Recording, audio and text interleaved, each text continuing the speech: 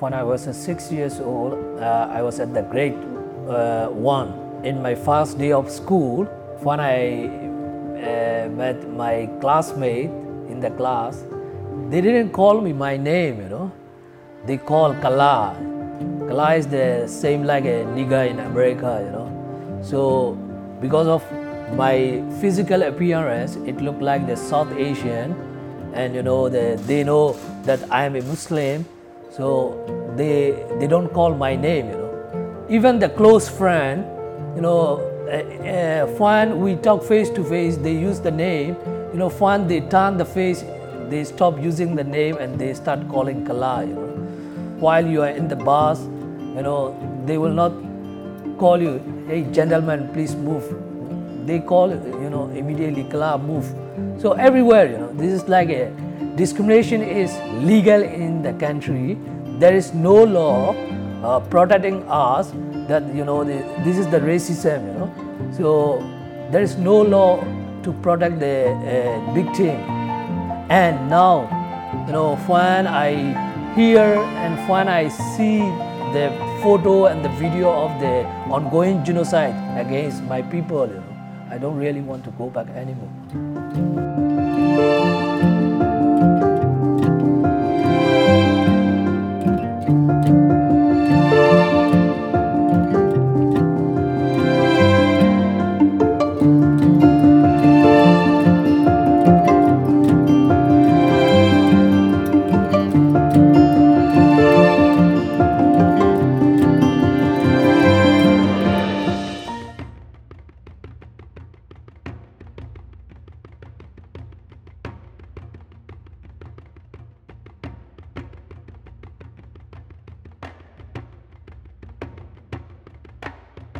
I'm Zani.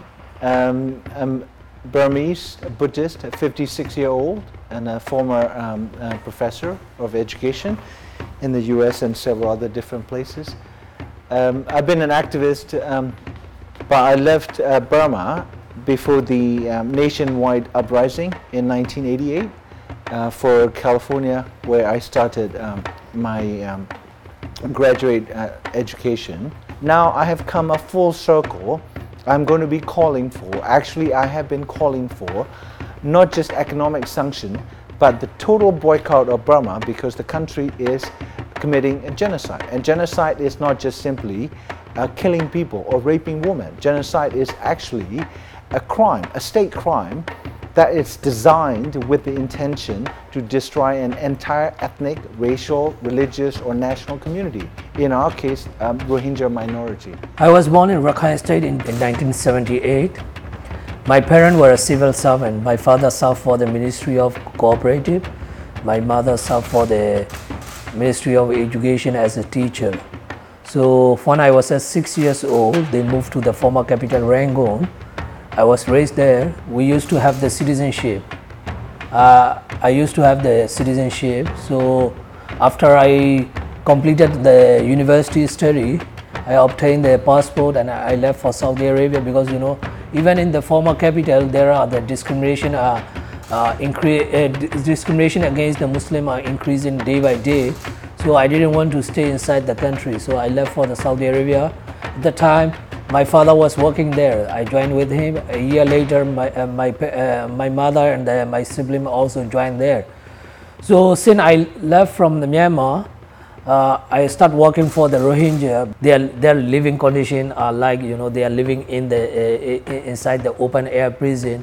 While I am working, I lost my citizenship status, and the Myanmar embassy in Cairo and the Riyadh refused to renew my passport. They said, they need the special permission from the Navy Bureau to renew my passport. That means, they are not going to renew my passport anymore. So in late 2011, as I became stateless, so I gave him my job in Saudi Arabia and I left for Germany. And 2 years later, I have received the refugee status. Now almost 8 years now in Germany, living as a refugee. One of the main reasons why my my mom had initiated the process of us moving to Thailand was because my dad was already in exile. He was already in Thailand at that point and sending money home, and that's normally the reality of what Rohingya families look like nowadays, because inside the country there isn't any prospect of living a life or earning an income that's enough to feed a household. And most of the extended families, sometimes do rely on each other. And so my dad at that point was not just taking care of his new family. He also was taking care of my grandmother and a lot of his siblings. Framing, the question of discrimination feels like it has to be something immediate. It has to be something that is so out there and it's an attack. You have to see blood, you have to see a stick, you have to see something, that's so clear and obvious. But sometimes it's not that. Sometimes it's something that we live through. Sometimes it's something that, we internalize, something that the entire community kind of came to an understanding that, this is all we could actually get, and that's it. And that's the kind of internalizing of oppression that we have gone through and is still, continue to go through as a community. And this was proven in many, many instances that Rohingya women would be giving their testimonies or, doing interviews with medias or researchers, that when the military come in to basically surround the villages, they would pick out women and then, take them, strip them naked, first of all, forcing them to be nude, and then, some of them will be picked, and then they will then be taken to a compound or a building or of some sort to be raped by numbers of military who are carrying out that kind of operation. And they would then report to their chain of command, who's overseeing the kind of operation. And this is not something that we haven't seen before. It's something that had lived through almost every war, every mass atrocity. Women are targeted specifically to inflict the pain, not only the pain, but to inflict onto this community, to destabilize the community, to inject fear into the community, and preventing it from being able to recuperate or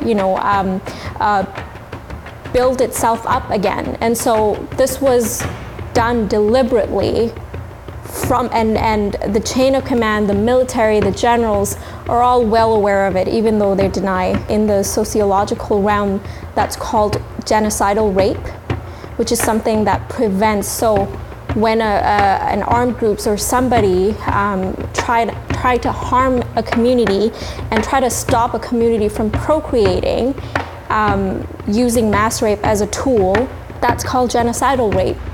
As a Buddhist, as a Burmese, I apologize to the Rohingya people.